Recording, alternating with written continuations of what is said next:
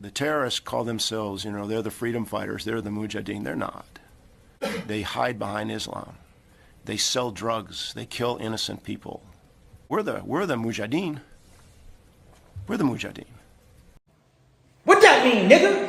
True love shouldn't be this complicated. Gotta die in your arms, I gotta die in your true love. Shouldn't be this complicated. True love shouldn't be this complicated. Gotta die in your arms, I gotta die in your true love. Those videos and watch how the video goes for that. Why are you recording? And as wait. well, Why are you recording? Right, just relax. No. I don't want to be recorded. Now wait, I can't.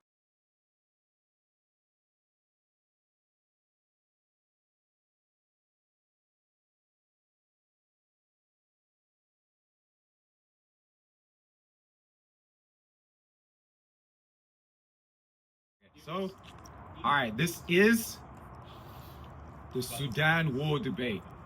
So we decided we're going to tackle this topic. Whoever imposes their will and is able to rattle off the most amount of facts within this discussion is the winner of this debate / discussion. Alright, we are amateurs and we did just research this on ChatGPT today. So bear that in mind and bear with us. Oh, structure is 2 minutes each. Okay, so the first 3 minutes each, we just want to establish the basic facts, and then we'll go into open dialogue and we'll try to see if some structure forms. It's just impromptu, bro. Like whoever egos.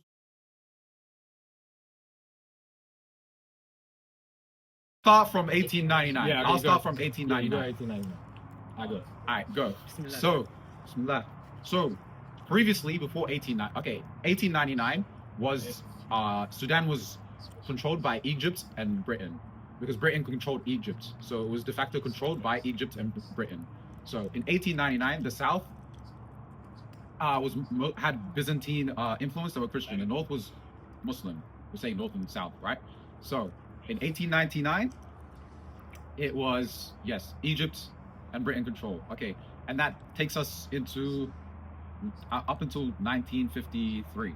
In 1953, Sudan became independent from 1955. 1955. Okay, they became independent from Egypt and Britain, and they became their own state. So now the North controlled the South. The Muslims controlled the South from the North, and so the South wanted more control, obviously, and they wanted to split. So there was liberation forces from the South wanting to secede from the North, and this led to a civil war. And in 1973 to 1972, the North, there was a peace agreement. 1973, I think. There was an agreement, the Addis Ababa agreement, that gave the South autonomy. Okay, fast forward, in 1983, what's his name, Nimer? Okay, the guy controlling the North revoked the autonomy of the South while he was in the power as well during the Addis Ababa agreement, and he got clout from control, having sovereignty over Sudan. But then he imposed Sharia law, he imposed Islamic law across the entire region, and it was hard to unite the Christians in the South and the different ethnic groups, and so the South wanted to rebel, and they wanted to have more sovereignty, quite frankly. Okay, so they wanted some more sovereignty, and that led to the war, another civil war after 1983, up until, led by Garanga, what's his name, Garanga or something like that, yeah? From the South. John Garanga. John Garanga. This is a black guy. He's a very black guy. Now this is a real African. He led the Liberation Force, the Sudanese People Liberation Force, or something like that, and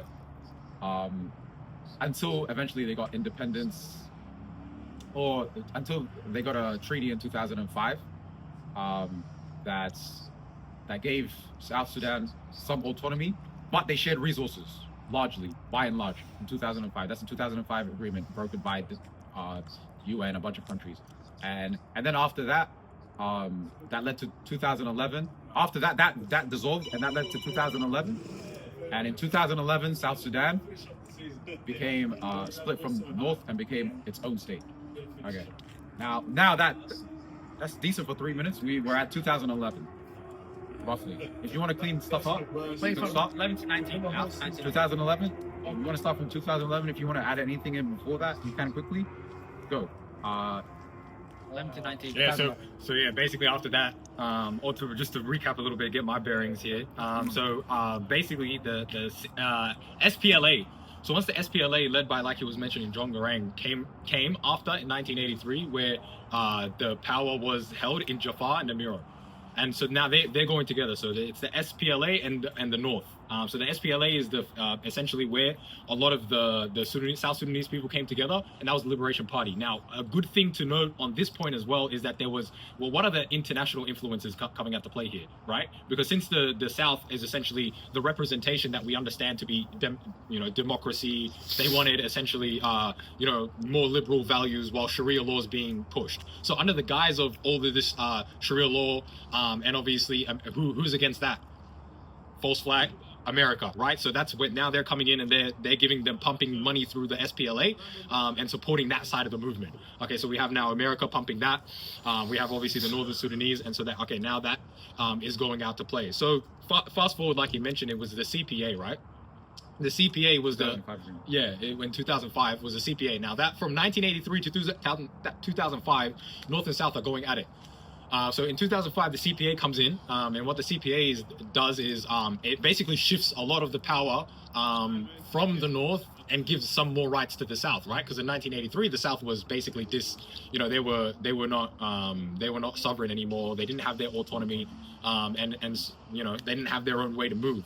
So a lot of that is basically shifted, and so in 2005, now what we have happening. In 2011, obviously, like he mentioned, simultaneously since 2003, we have the Darfur conflict. We have the Darfur conflict. That's essentially happening to this day. So 2003 all the way up until now, essentially that's still going on. So what that looks like is essentially now we have at the same time going on, we have two sides of essentially the story going out to play as well. We have. What is it? The SFA, is it? No, the Sudanese Defense Force, SDF, and the RSF. The SAF. After 2011, you're talking about 2011. Yeah, this is 2011. Okay, 2011. Yeah, so that we have the RSF. RSF, yes. RSF, yes. Going at it with the SAF. So that's which side is RSF? 2011. This is 2000. This is 2003, isn't it? 2003, no. So this is 2011. That didn't happen in 2003. In 2003, that's the Darfur conflict, and the Darfur conflict. Let me just clean that up. The Darfur, the West Darfur conflict is so that's West Darfur is the border between Chad, South Sudan, Chad, and it's southwest of North Sudan or Sudan, and so they are not Arabs. They're not Arabs. They're blacks. They're black, but they're in Sudan, and they didn't have autonomy. They didn't control like their land. They had so they rebelled against the regime in Sudan, North Sudan. They rebelled against the regime in North Sudan, right? So they rebelled against the regime in North Sudan, and the way the president Omar al-Bashir, the way he responded was very harsh. They say there's rapes and genocide and all this, 300,000 people died in that 2003 Darfur. What's the name of the thing? And this is all the while, remember, West Darfur conflict. Yeah. So this is all the while that's the South, the other black guy, Jaranga, whatever. Yeah, John. While they're fighting, South Sudan is also fighting to secede as well from. So that's going on. There's border conflicts. There's border conflicts going on. There's also in the southeast of Sudan, there's conflicts going on as well. At the same time, 2005 and so on. So the 2003 Darfur conflict until now is still going on. And out of that came, so the people fighting against West Darfur were the Arabs in Darfur, and what are they called again? RSF. The Janjaweed. Yeah, Janjaweed or something. Janjaweed tribe. Those military. Yeah. Those militaries. And out of that Out of those came RSF. RSF, yeah. Okay, and so there was a. Maybe you can take us into this next part where talk about when RSF, how it no came no about. where Bashar gets toppled in 2019. Yeah. Start there. Okay. 2019, Bashar gets toppled. A civilian. Yeah. Okay. So we got to realize who are the current conflict within Sudan. It's been raging on for the last. Start to 2019. So 2019, Omar Bashir got toppled by two main actors who are the heads of their respective forces. One was the SAF, which was the General Army of Sudan, and the other one was the militia group, which was formed in Darfur, which was led by Hemeti. Hemeti was. That's RSF. So RSF was Hemeti. Hemeti didn't go to military school. He had no formal education. He was just a person who had power within that region, and he's able to rally his troops up and align with the SAF, who was led by Abdul Fattah. Abdul Fattah went to military school. He was already in a position of power at that stage, and people looked up to him as the next person to take power within that country after both had come together to defeat Omar Bashir and topple him. So that was 2019. The dictatorship was for 30 years. That whole government was there for 30 years.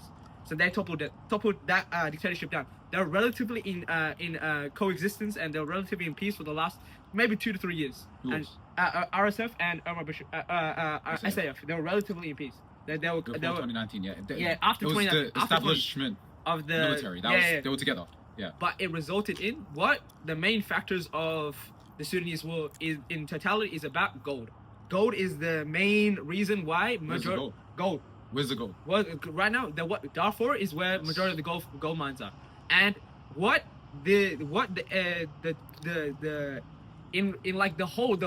Sudan is not an actual civil war. It's a proxy war. It's a proxy war within certain countries wanting to gain control over certain areas within Sudan. Yeah. So we have two main parties. One, which is the RSF, who have control of Darfur, which is the main gold mine. The north, yeah? Yeah, which is the southwest. Southwest. Next to Chad. And the other one is the SAF, which is the general. They control majority of the region. Majority of the south. Yeah, majority of Sudan. They The whole control of Sudan. majority of Sudan. Okay. So SAF wants to unify those areas so they can establish a government, a sovereign government. But RSF, wanting to maintain power, they wanted more. They were backed by UAE and Russian forces, and UAE was supplying them with weapons, and Russia was supplying them with military combatants so they can train them.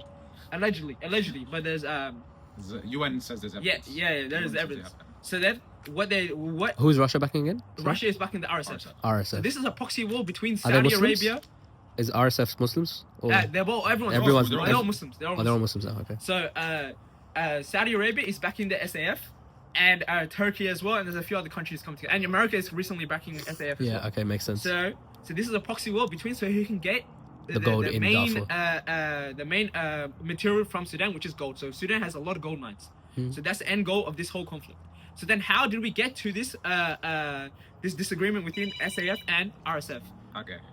So then now we're at the stage where 2019 over 700,000 people 700 people 7,000 2019 SAF and RSF are mostly together, by the way. to get together at this stage. Yeah, 2019. But then now And then when did they break up? They break up because why? Because they wanted to gain control over the area. Over the gold. I'll explain. In 2019, what's his name?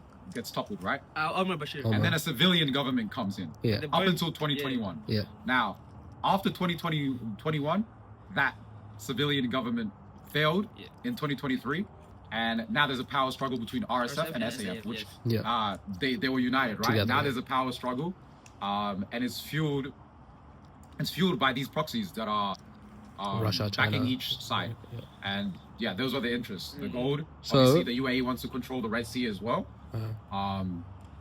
Who's doing the genocide right now? Right now, doing the genocide? The Sudanese government Is it RSF or SAF? The Sudanese government lodged a ICJ genocidal claim with the UAE. They claim that UAE is the one who is supplying RSF with the money, supplying RSF with the weapons. And they're committing the genocide. RSF is the RSF is genocide. committing most of the atrocities. Okay. So the most recent conflict, the SAF recently took back Khartoum. Khartoum was the main capital city, and that was the biggest conflict at that stage. And now Khartoum is in the capital city, is in the hands of the SAF. That's and relatively it was at that stage people were getting raped, people were getting murdered, and left, right, and center. And RSF were constantly they didn't care if you were civilian or not, they would shoot. So then And they're backed by Russia, China. Yeah, and they were backed by Russia and Allegedly. So you will see. Russia and UAE. ahead- When did the UAE and Russia backing come in? When did that start? When did it start? It would have been 22? I'm guessing like after 2023, 2020, after this civilian Yeah. interim government, after the toppling of Probably, yeah. Most likely. Omar al-Bashir after that came out. So after Omar Bashir, it's been getting cooked. So it's always been cooked. It's always This is been cooked, Africa, yeah. bro. Yeah. Welcome to Africa, bro. Yeah. Well, hey, welcome to Africa, bro. Well, so my main takeaway is it would be hard to boil this down to a proxy war, because in any war there's benefactors on each side. Yeah. There's always benefactors on each side. So it would I wouldn't absolve any country of blame, but but it's like people are fighting either way, whether there's a country funding it or not. Should there be an arms embargo? I mean, we can discuss that, but it's hard for me to. I think It does, yeah. It does it takes take away from the it does take autonomy away of, from the autonomy of Of like the Africans that are. yeah. And also, Are there. one thing to take note is the RSF. It ostensibly is the ones that are to blame for most of the for the genocide, yeah. because after the way the West Darfur conflict was handled, after they rebelled against the leadership in Sudan, which was mainly the Janjaweed that makes up the Janjaweed, whatever their name is, after those militias that make up the RSF now, they're obviously continuing that, and obviously I guess the UAE and Russia would be to blame to back that kind of like rogue militia, that kind of a rogue militia. Would you But- go so far as to say terrorists? There's terrorism, of course. There's terrorism taking place. The birth I mean, terrorists. There's terrorism taking place all across Africa. I mean, And right now, is it all in South Sudan right now, or is it all across the whole of Sudan right now? South Sudan, there's civil war right now. there's other stuff going on in South Sudan, which brings us to the next point. When we talk about countries wanting their autonomy, especially African countries were wanting their autonomy, and we have countries like the U.S. Under the guise of liberty and democracy, wanting to give these, Africans their autonomy. It really presupposes that like they have the disposition to carry out a democracy in the way the Western mind can, and it's an assumption that I think has proven to be false. Like it's manifest, it's evident. And so when we talk about, and that is part of what has destabilized the region. So when we talk about, okay, Sharia law is they're controlling the South Sudan and this and that, and they're seceding. Okay, well, what is the alternative? This continuous civil war that's taking across the entire place. I mean, democracy is just so. I think it just ruins African countries. Like, these are countries that they need a strong top-down government.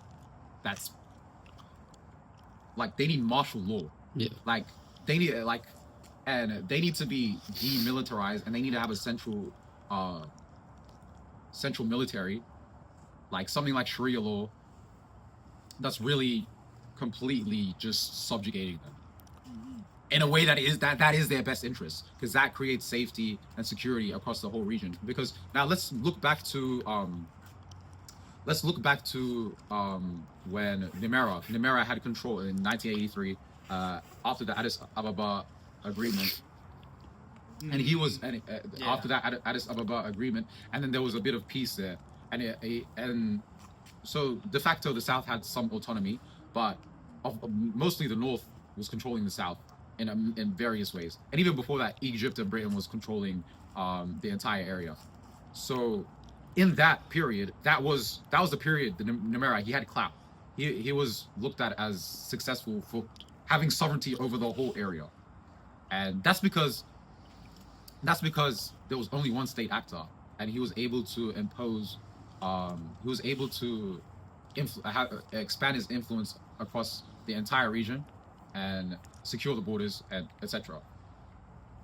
But then once outside influence comes in, and wants to give liberty to these different factions, multiple different factions, and arm them all with guns, it creates civil conflict. So we need Sharia, we need something like a very strict form of Sharia law that's really governing these people. We need to take away their guns, obviously, as well. There needs to be an arms embargo, and what makes this really hard is